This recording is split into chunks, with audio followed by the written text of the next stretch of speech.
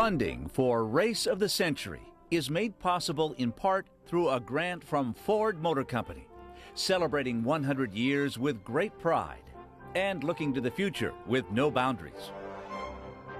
Additional funding provided by Henry Ford Museum and Greenfield Village in Dearborn, Michigan, dedicated to inspiring people to learn from America's traditions of ingenuity, resourcefulness, and innovation.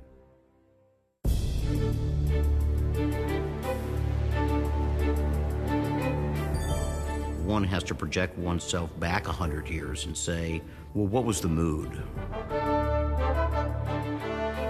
People are excited about coming into the 20th century. It was a new era. In 1901, automobiles were new. They were noisy. They were faster than anything that most people had seen other than railroad trains. If you drove in races, you became famous.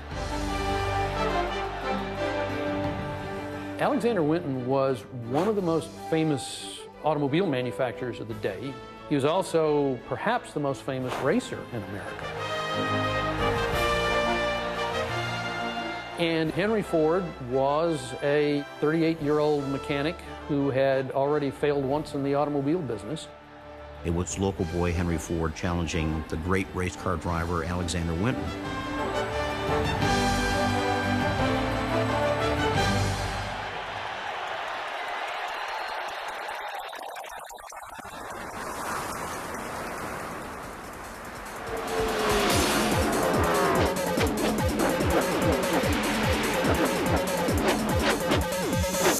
Today, the racing names are legend. Jarrett and Yarborough, Petty and Rudd. They hit speeds of nearly 200 miles per hour.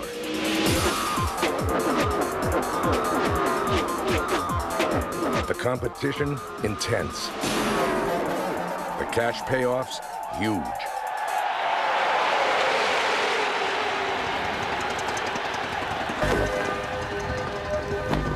100 years ago, there was only one important name in racing, Alexander Winton.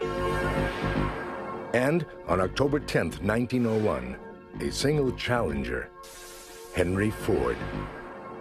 The two men would tear down a dusty track, pushing their vehicles to the limit, knowing the finish line was only the beginning.